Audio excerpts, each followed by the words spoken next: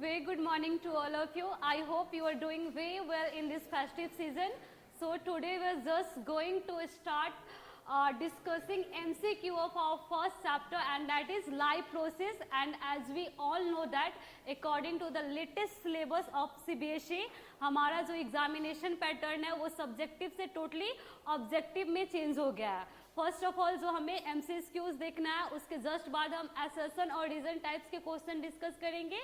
And फिर हमारा जो केस स्टडी बेस्ड क्वेश्चंस होता है, जो कि प्रीवियस ईयर्स भी हमारा जो पहले भी जो हमारा सिलेबस था, जो एग्जामिनेशन पैटर्न था, उसमें भी हमें केस स्टडी टाइप्स का क्वेश्चंस देखने को मिलता था और यहाँ पे भी मिलेगा. बस न्यू यहाँ पे हमें असर्शन और रीजन टाइप्स क्वेश्चंस को फेस करना है. तो फर्स्ट ऑफ ऑल इस चैप्टर के हम लोग MCQ को डिस्कस करेंगे, उसके बाद से ही हम लोग असर्शन, रीजन, फिर केस स्टडी ये सब देखेंगे. Okay, so today we are just going to discuss MCQ and the first question we have to choose the color. Very easy question and कितना बार डिस्कस भी हो गया. The chlorophyll in photosynthesis is used for, जिससे पूछूंगी वही answer देगा. Okay, you come here. Question explain करना फिर आंसर देना. बहुत ही ज्यादा इजी और सिंपल क्वेश्चन, प्लस इसको कितना बार डिस्कस भी कर चुके हैं हम लोग. क्लोरोफिल फोटोसिंथेसिस में किस लिए यूज होता है? हाँ, किस लिए यूज होता है? Take it. Absorbing the light. Very good. You can sit. Question क्या बोल रहा है कि फोटोसिंथेसिस में क्लोरोफिल क्यों यूज होता है. तो सबको पता है कि क्लोरोफिल के वजह से ही सनलाइट को हम प्लांट एब्जॉर्ब करता है और उस एनर्जी को केमिकल एनर्जी में चेंज कर देता है. लेटर ऑन वो केमिकल एनर्जी हमारा यूज होता है कार्बन डाइऑक्साइड को कार्बोहाइड्रेट में फिक्स करने में. Got it. तो कितना बार डिस्कस हो गया. Second question, proteins after digestion are converted into carbohydrates, small globules, amino acid, starch. Even 7th class के स्टूडेंट भी इसका आंसर दे सकते हैं. Okay, you come here. Question explain करो, देन आंसर टिक करना. क्वेश्चन एक्सप्लेन करो फिर आंसर टिक करना.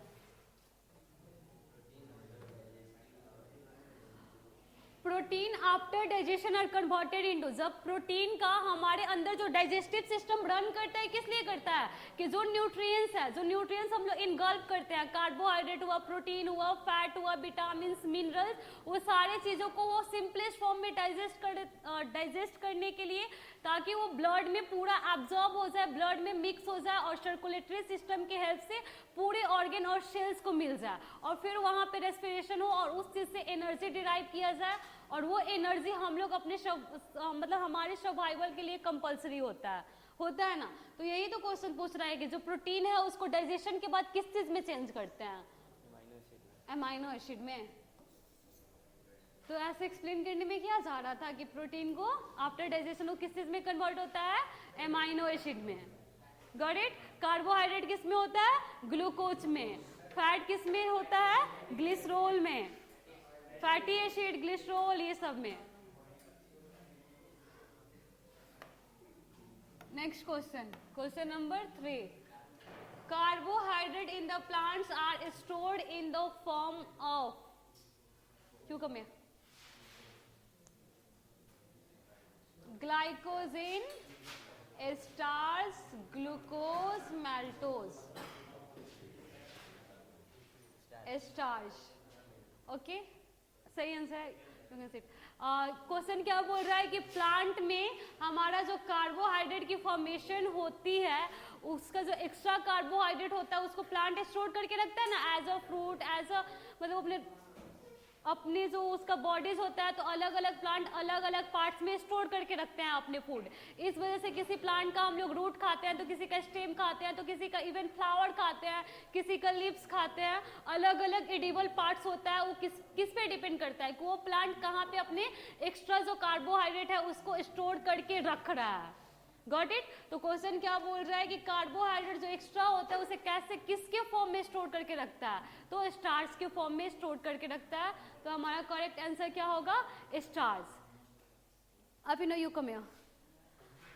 अगर हमारे बॉडी में जो एक्स्ट्रा ग्लूकोज होगा वो किस फॉर्म में स्टोर होता है? किसके फॉर्म में? ग्लाइकोजन। क्या होगा आंसर? ग्लाइकोजन।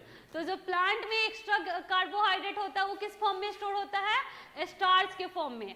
और अगर हम एनिमल्स बॉडी में देखेंगे तो एक्स्ट्रा ग्लूकोज किसके फॉर्म में स्टोर होता है? तो ग्लाइकोजन के फॉर्म में। Got it? Next question, main site of photosynthesis is leaf, stem, chloroplast, guard cells.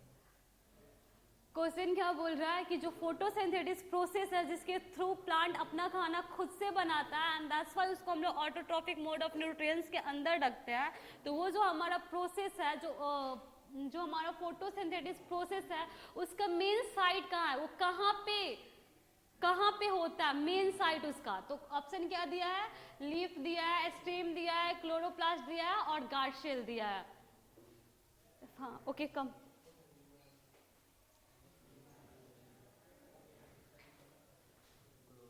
Chloroplast. अगर क्लोरोप्लास्ट नहीं दिया होता तो फिर हम क्या टिक करते? फिर हम लीफ टिक करते। लेकिन एग्जैक्ट जो साइट है वही हमारा मेंशन कर दिया है, तो हमारा एप्रोप्रिएट आंसर क्या होगा? क्लोरोप्लास्ट। क्योंकि लीफ के अलावा भी किसी किसी प्लांट में, स्टेम में भी हमारा क्लोरोफिल पिगमेंट प्रेजेंट होता है, क्लोरोप्लास्ट प्रेजेंट होता है, तो उसका स्टेम भी क्या फोटोसिंथेटिक प्रोसेस को परफॉर्म करता है। तो हमारा करेक्ट आंसर क्या होगा? करेक्ट आंसर हमारा क्लोरोप्लास्ट होगा, क्योंकि यही मेन साइट है जहां पे फोटोसिंथेसिस को परफॉर्म होता है। Got it? किसी को कोई डाउट है? अभी तक जो 4 क्वेश्चंस हम लोग डिस्कस किए हैं इसमें। Next question, question number 5, the small pores present of a leaf surface are called stomata, chlorophyll, guard cell, none of these. Stomata. ठीक है? Okay and you come here.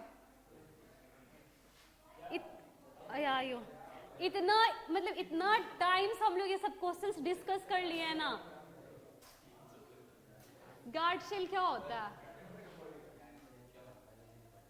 Biology नहीं पढ़े हो? नहीं पढ़ते हो? Very good, you can sit there. क्या ही कर सकते हैं। गार्ड शेल क्या होता है? किसी को पता है गार्ड शेल क्या होता है? हाँ,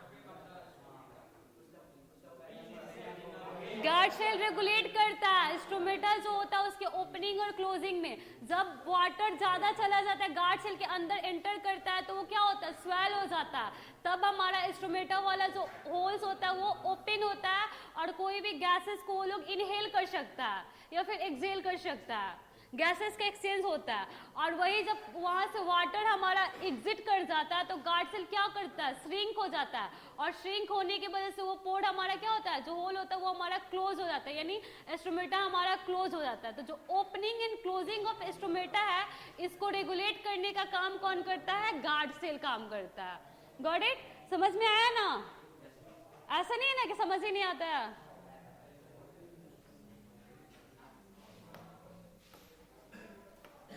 Question number 6.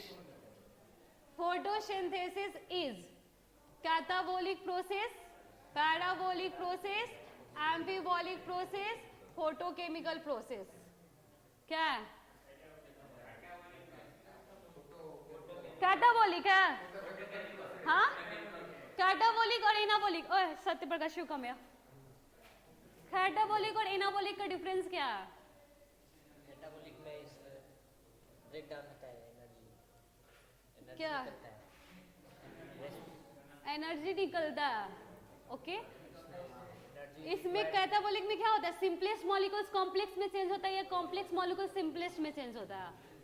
Complex molecule simplest में चेंज होता है। और एनाबोलिक में क्या होता है? कैटाबोलिक में सिंपलेस्ट मॉलिक्यूल कॉम्प्लेक्स में चेंज होता है। और एनाबोलिक में एनर्जी यूज किया जाता है और कैटाबोलिक में क्या होता है? एनर्जी रिलीज होता है। तो फोटोसिंथेसिस में तो एनर्जी यूज होता है, तो कैटाबोलिक ऑफ कोर्स नहीं होगा।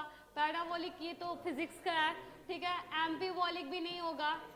और फोटोकेमिकल प्रोसेस है ना, ये फोटोकेमिकल प्रोसेस ही है ना फोटोसिंथेसिस। इस बात से एग्री कर रहे हो ना? हाँ, तो आंसर क्या होगा हमारा?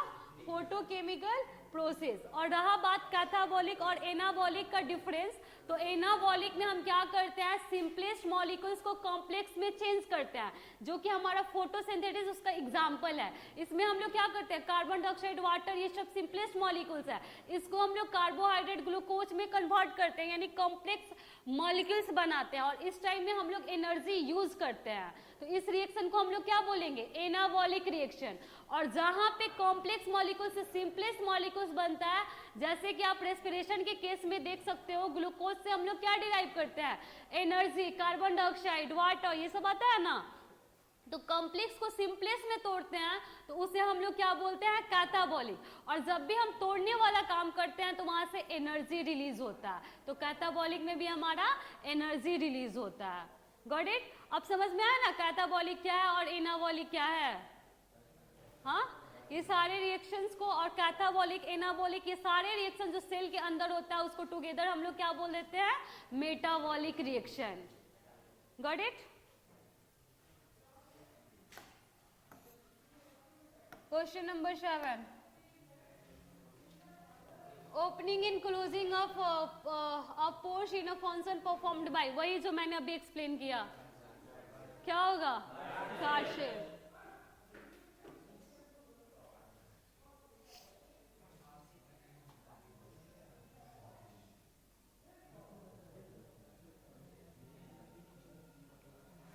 Which element is used in the synthesis of protein? ये भी डिस्कस किया गया है, ये क्वेश्चन है। एक ही क्वेश्चन बार बार डिस्कस किया जा रहा है, लगभग नहीं तो हम लोग 200-300 से ज्यादा क्वेश्चन डिस्कस कर लिए होंगे एक चैप्टर का। अब इससे हटके कुछ अलग आ सकता है। हाँ, फर्स्ट हमारा क्या है, हाइड्रोजन, सेकेंड हमारा क्या है, ऑक्सीजन, थर्ड हमारा क्या है, नाइट्रोजन, फोर्थ हमारा क्या है, कार्बन डाइऑक्साइड। यू या कम या बायो पढ़ते हो, फिर आंसर दो।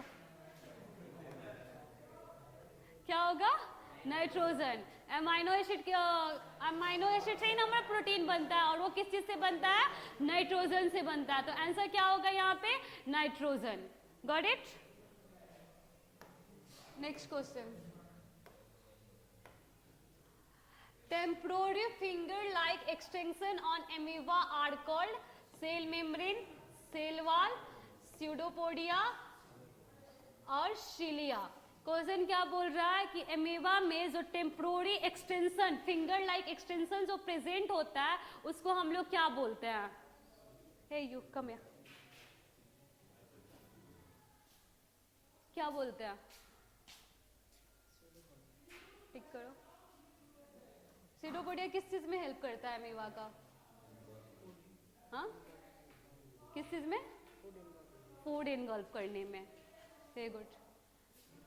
इसका आंसर क्या होगा, सीडोपोडिया। और ये फिंगर लाइक एक्सटेंशन एमीबा में क्यों प्रेजेंट होता है, इसका भी तो रीजन होगा ना। तो क्यों प्रेजेंट होता है, क्योंकि ये उसको फूड की इनगल्फमेंट में हेल्प करता है। Got it?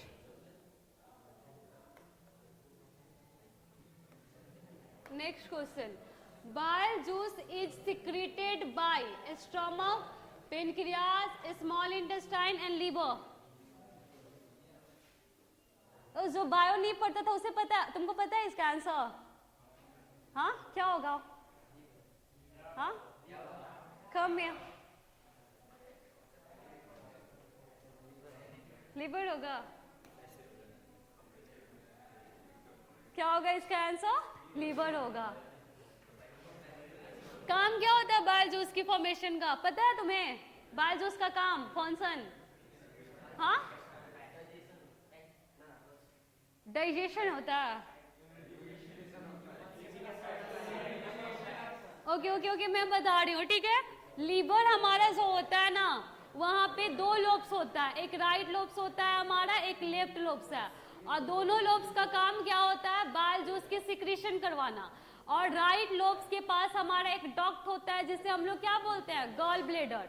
और वो बाइल जूस हमारा कुछ टाइम के लिए गॉल ब्लेडर में स्टोर होके रहता है। फिर वहां से जब वो रिलीज होता है तो वो कहाँ पे जाके रिलीज होता है, तो हमारे स्मॉल इंटेस्टाइन का जो ड्यूडेनम पार्ट होता है वहां पे उसको रिलीज किया जाता है। वहां पे जाने के बाद वो क्या करता है, जो फैट मॉलिक्यूल्स होता है उसको इमल्सिफाइड कर देता है, क्योंकि बिना इमल्सिफाइड हुए उस फैट मॉलिक्यूल्स पे फैट डाइजेस्टिंग एंजाइम जो लिपेज होता है जिसको हमारा पेनक्रियाज सिक्रेट करता है वो उस पर काम नहीं कर सकता है। तो वाइल जो उसका मेन फंक्शन क्या होता है, उसका मेन फंक्शन होता है फैट की इमल्सिफिकेशन कराना, ताकि फैट डाइजेस्टिंग एंजाइम हमारा उस पर एक्ट कर सके। Got it? किसी को डाउट है? हाँ,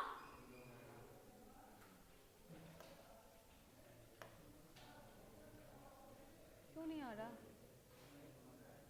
क्वेश्चन नंबर क्या हुआ?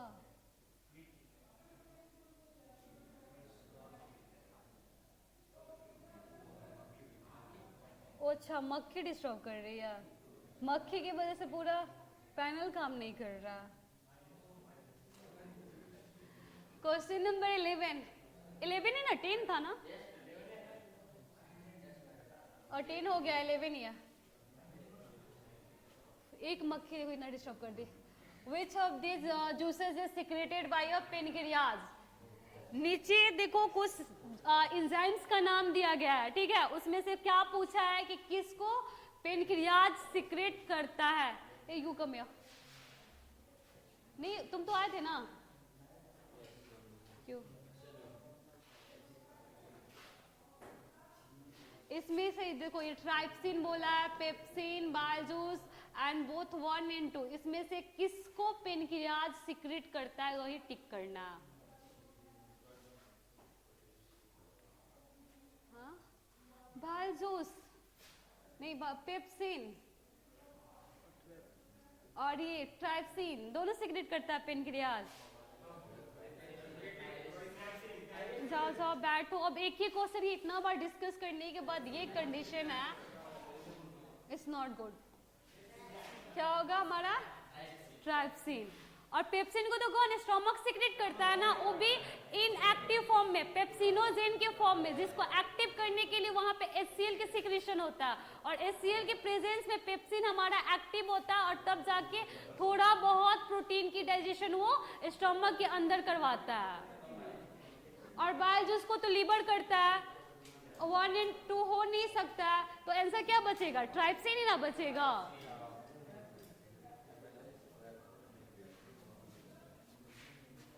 Next question, question number 12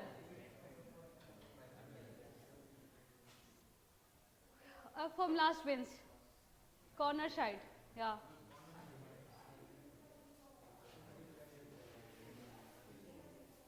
question explain करो फिर answer.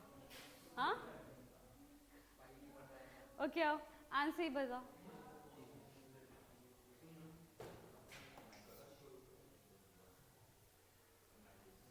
Which is the first enzyme to mix with the food in the digestive tract? तो आंसर तो सही लिखा है, क्या है? एमाइलेज। इसमें एक्सप्लेन करने में क्या दिक्कत हो रहा है? क्या क्वेश्चन क्या कर रहा है कि जब हमारा फूड डाइजेस्टिव ट्रैक्ट में यानी डाइजेस्टिव सिस्टम में एंटर करता है तो फर्स्ट ऑफ ऑल कौन सा एंजाइम मतलब उससे मिक्स होता है, यही ना पूछ रहा है। तो फर्स्ट ऑफ ऑल हमारा जो ये ओरल कैविटी जो होता है वहाँ पे हमारा स्लाइवरी ग्लैंड प्रेजेंट होता है, और वही हमारा सलाइवा सिक्रेट करता है। उसके अंदर हमारा कौन सा एंजाइम होता है? स्लाइवरी एमाइलेज, जो कि फर्स्ट टाइम हमारे फूड मतलब जब हमारा फूड डाइजेस्टिव ट्रैक्ट में एंटर करता है तो उससे मिक्स होता है, और वहाँ पे वो क्या करता है तो 30% कुक्ड स्टार्च को डाइजेस्ट करने में हेल्प करता है। समझ आया? Next question, question number 13।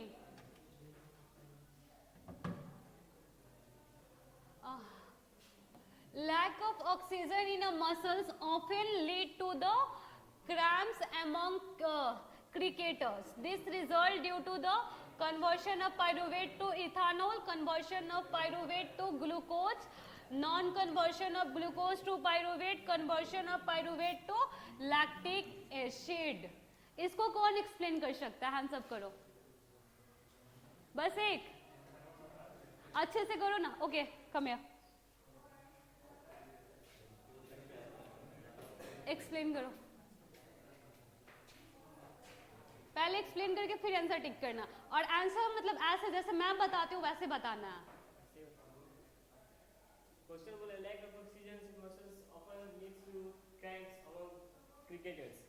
बोला है कि lack of oxygen जो होता है मसल्स में, तो क्रिकेटर्स के मसल्स में क्रैम्प हो जाता है। वो किस चीज़ के फॉर्मेशन के कारण होता है? तो डी जो है, डी सही है। क्यों है? इसलिए कि conversion of pyruvate to lactic acid इसलिए होता है कि जो ग्लाइकोलाइसिस जो प्रोसेस होता है उसमें पायरुवेट कन्वर्ट हो जाता है लैक्टिक एसिड में, इसी के कारण वो होता है क्रैम्प मसल्स में क्रिकेटर्स। ओके, क्वेश्चन क्या बोल रहा है हमारा कि जब क्रिकेटर्स में देखा गया है कि अगर लैक ऑफ ऑक्सीजन जब उसको होता है तो क्या होता है, उस मसल्स क्रैम्प्स हो जाता है। तो लैक ऑफ ऑक्सीजन की वजह से क्रिकेटर में मसल क्रैम्प क्यों होता है, क्या रीजन है इसके पीछे?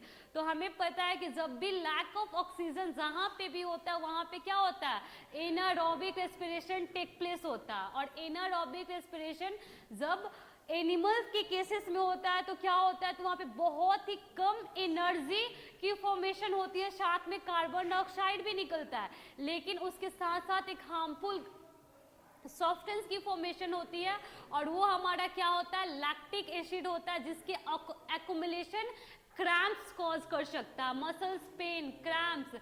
तो इसी की वजह से जब लैक ऑफ ऑक्सीजन होता है क्रिकेटर में तो वहाँ पे एनारोबिक रेस्पिरेशन हो जाता है, उसी का रिजल्ट होता है कि लैक्टिक एसिड की फॉर्मेशन हो जाती है, और जब लैक्टिक एसिड आपके मसल्स में स्टोर होगा तो वो क्रैम्प जैसा काम करता है, तो क्रैम्प होता है। तो आंसर क्या होगा हमारा कि पायरुवेट हमारा लैक्टिक एसिड में चेंज हो जाता है, इसी की वजह से उस क्रिकेटर को मसल्स क्रैम्प हो जाता है जब उन्हें लैक ऑफ ऑक्सीजन फेस करना होता है। Got it? क्रिकेटर कोई नहीं, कोई भी इंसान अगर लैक ऑफ ऑक्सीजन होगा तो मसल क्रैम्प होगा। तो आंसर क्या होगा, conversion of pyruvate to lactic acid. Next question, question number 14, it is related to the excretory system. Choose the correct part of urine to our body. तो इसके लिए simple हम ये डायग्राम बनाएंगे। दो किडनी मान लो, ठीक है, इससे ट्यूब निकला, इससे भी निकलता है, इससे भी निकलता है, निकलने के बाद कहाँ पे ओपन होता है, यूरिनरी ब्लैडर, ठीक है। तो ये हमारा क्या है, पहले क्या आता है, किडनी, फिर हमारा क्या आता है, यूरेथर्स। इसको हम लोग क्या बोलते हैं, जो ट्यूब लाइक स्ट्रक्चर होता है, इसे हम लोग यूरेथर्स। और इसको ये जो सैक लाइक स्ट्रक्चर होता है इसे क्या बोलते हैं, यूरिनरी ब्लैडर। और फिर जो एग्जिट करने में हेल्प करता है वो ट्यूब लाइक स्ट्रक्चर, इसे हम लोग क्या बोलते हैं, इसे हम लोग यूरेथ्रा। और हमसे क्वेश्चन क्या पूछ रहा है कि करेक्ट सीक्वेंस पूछ रहा है, ठीक है। जो यूरिन की फॉर्मेशन होता है, जो यूरिन का पार्ट होता है उसका करेक्ट सीक्वेंस। तो पहले क्या आएगा, किडनी, फिर क्या आएगा, यूरेथर्स, यूरेथर्स के बाद क्या आएगा, यूरिनरी ब्लैडर, और यूरिनरी ब्लैडर के बाद क्या आएगा, यूरेथ्रा। तो ऑप्शन में क्या, सी, पहले किडनी, फिर यूरेथर्स, उसके बाद यूरिनरी ब्लैडर, उसके बाद हमारा क्या आएगा, यूरेथ्रा। तो आंसर क्या होगा, आंसर हमारा सी होगा। Got it? Next question, fill in the blanks type है। A respiratory pigment called has a high affinity for oxygen and helps to transport oxygen to various parts of our body. क्या होगा यहाँ पे, question क्या बोल रहा है, respiratory pigment, photosynthetic pigment नहीं, रेस्पिरेटरी पिगमेंट जिसके पास हाई एफिनिटी होता है, हाई कैपेसिटी होता है ऑक्सीजन को बाइंड करने के लिए, और वही हेल्प करता है कि हमारा ऑक्सीजन की ट्रांसपोर्टेशन पूरे बॉडीज में होता है। तो क्या होगा आंसर यहाँ पे, haemoglobin.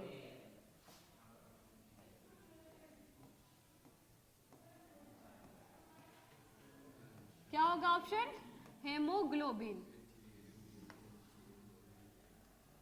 Next question, question number 16, the buildup during, फिर fill in the blanks, respiration is the cause of muscular cramps. The buildup of lactic acid during anaerobic anaerobic क्या बोल रहा है? रेस्पिरेशन पूछ रहा है ना. During anaerobic respiration is the causes of muscular cramp. वही क्वेश्चन कि मस्कुलर क्रैम्प का कारण क्या है? तो लैक्टिक एसिड का बिल्डअप. और कब? जब एनारोबिक रेस्पिरेशन हमारे बॉडी में होता है. Next question, question number 17 and I think ये लास्ट क्वेश्चन है. नहीं, एक और है. The wall of the small intestine has which helps in the absorption of digested food. क्या होगा? विलाई. ये कैसा होता है? फिंगर लाइक प्रोजेक्शन होता है. ठीक है, इसको मैं बार बार बताती हूँ कि अगर आप देखो, अगर इसको हम ऐसे फोल्ड करेंगे तो इतना ही स्पेस में अगर आप इसको खोल के देखोगे तो कितना कवर करेगा? इतना ज्यादा कवर करेगा ना. तो क्या होगा इससे? इसके थ्रू जो फिंगर लाइक प्रोजेक्शन होता है उसे हम लोग क्या बोलते हैं? विलाई. और वो क्यों प्रेजेंट होता है? ताकि वो सरफेस एरिया को इंक्रीज करता है डाइजेस्टेड फूड की एब्जॉर्प्शन के लिए. समझ आया? और आज का last question, question number 18. Pancreatic juice contains trypsin for digesting. किस चीज के डाइजेशन के लिए? प्रोटीन. एंड एम्लिसिफाइड फैट के क्या? लिपिड्स. क्वेश्चन क्या बोल रहा है कि पेनक्रियाटिक जूस प्रोटीन के डाइजेशन के लिए क्या कंटेंट करता है? तो हमारा प्रोटीन के डाइजेशन के लिए ट्राइप्सिन किस चीज के डाइजेशन में हेल्प करता है? तो प्रोटीन का. और इम्लिसिफाइड फैट के डाइजेशन के लिए क्या होता है पेनक्रियाटिक जूस के पास? तो वो हमारा लिपिड्स होता है. Got it? इसमें किसी को कोई डाउट है? अभी तक जो हम लोगों ने 18 क्वेश्चंस डिस्कस किया उसमें किसी को कहीं से कोई डाउट है? किसी को भी? ओके, फिर आज के लिए इतना ही. Thank you. Have a nice day.